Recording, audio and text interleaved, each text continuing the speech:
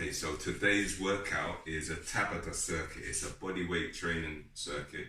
So if you don't have any weights at home, it's completely fine. You're still gonna get a good workout.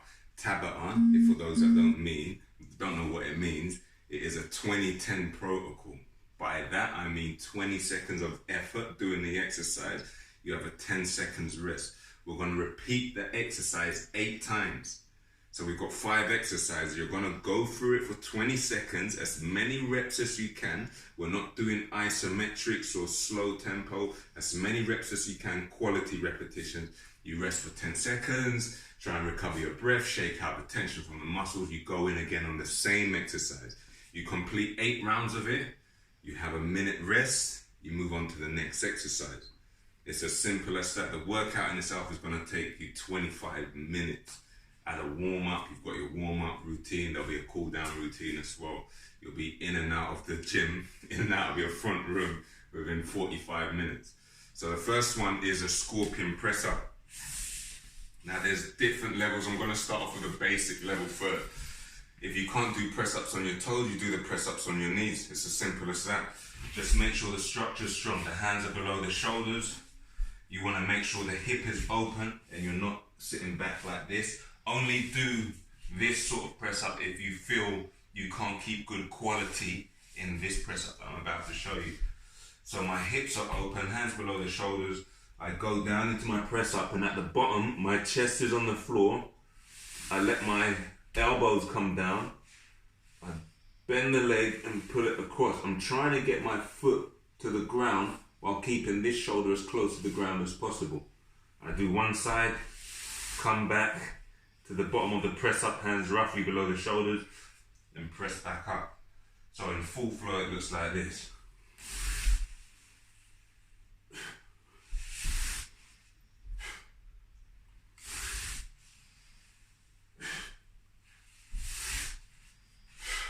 We progress it, we can go onto the toes with this. If you're used to doing your press ups on the toes, then that's what you do here.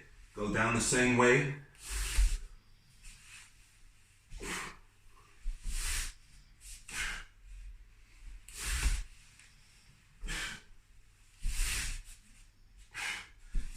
Third progression, and I'm going to leave it at that. You could keep going with this into more complex movement patterns. The third one would be to do the press up and keep your body off the floor at the bottom, so you don't actually rest down. So I'm hovering above the ground, bend my leg.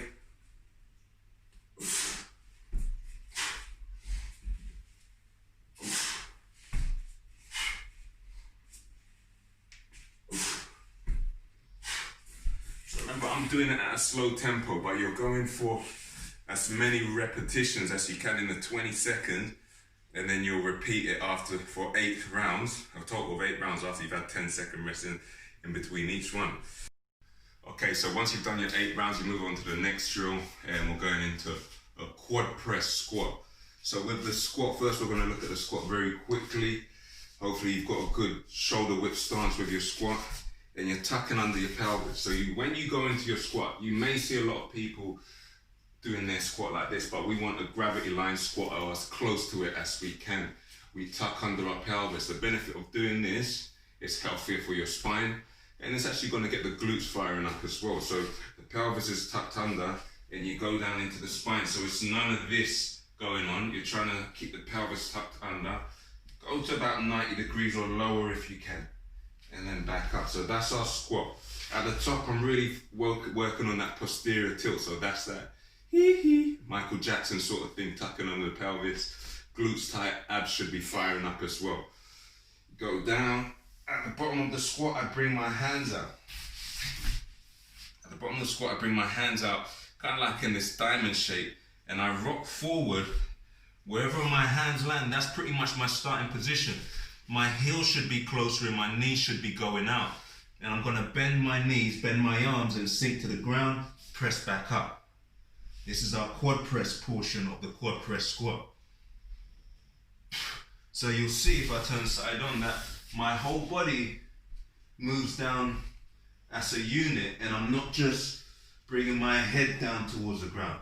I sink, press, I sit back into my squat, tuck under the pelvis, have the feet flat, try and get your feet flat for your squat coming up. and you drive back up. A common error people want to do when they're coming out of their quad press or coming up out of the squat is they'll push up like this, and you're just hinging from the lower back, which is not what we're trying to do here. So you'll tuck your pelvis under, squat down, hands come out, walk your feet back or kick them out, press, come back up.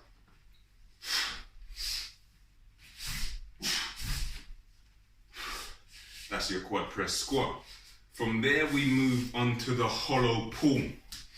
So I'm sitting back, almost in like a sleeping warrior. My forearms start down on the ground.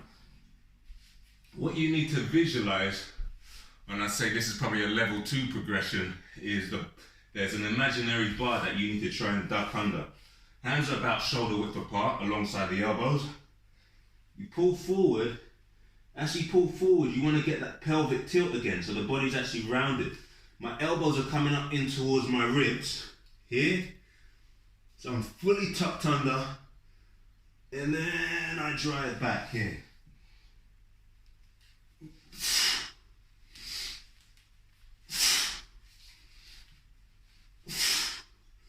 That's going to be quite tough for some people. So what you need to aim to do, if you can't stay below the bar all the time, is you pull forward, but you try and keep your arms bent as much as possible. When you reach the end, do a little press, push back up, sit back. So you go forward, elbows in, press, sit back. That is the hollow pull. From there we go into hamstring bridge. So with the hamstring bridge, I'm basically trying to fire up the hamstrings just a little bit more than you would on the glutes. So our regular position for our shoulder bridge is usually with a roughly 90-degree flexion, maybe a little bit smaller at the knee joint. We extend the legs a little bit. We're going to point the toes up as well. Toes are pointing towards the shin. I'm opening up that knee angle quite a fair bit. I tuck under my pelvis and I do my bridge. I roll back down, but I don't let my pelvis come out of the posterior tilt. So I'm tucked under all the time. That in itself is going to get your glute max, the big butt muscles firing up. Drive up.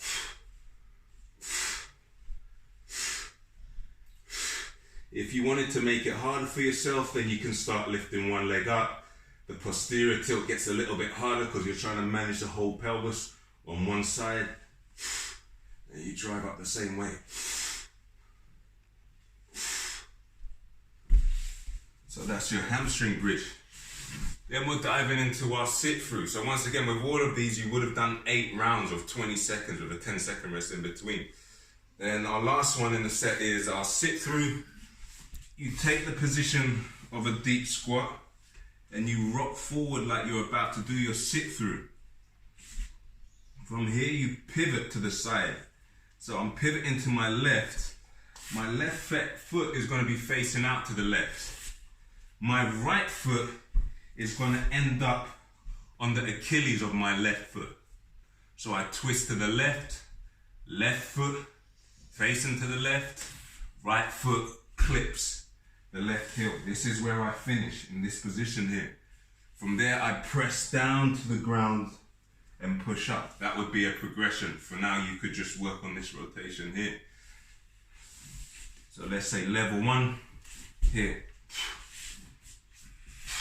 So we call it a sit through. You're trying to pretty much sit through that space that is there. So when I pivot to the side, I just don't clip the back of the foot. What you may want to do to start off with is actually get your bum to the ground, just so your brain can start to hardwire what the movement feels like.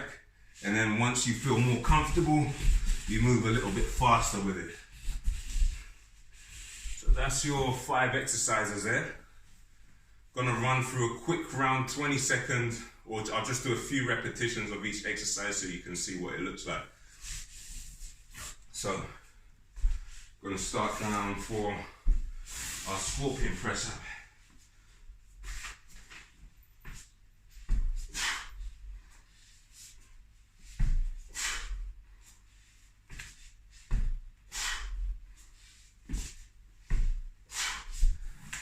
I'll do 20 seconds.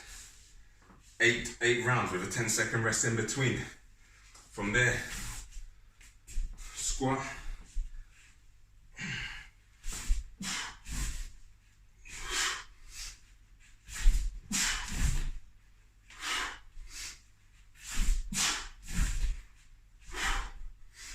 From there, I'm moving into my hollow.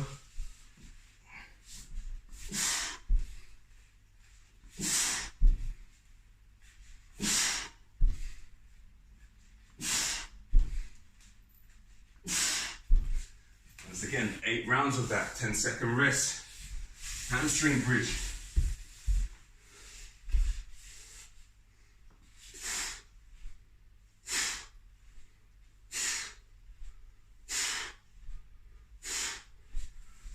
Second, 10-second rest, 8 rounds.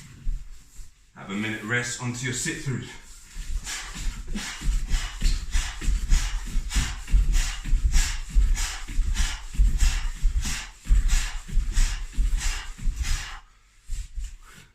Believe me, after that routine, you're gonna realize you don't need the gym to get fit.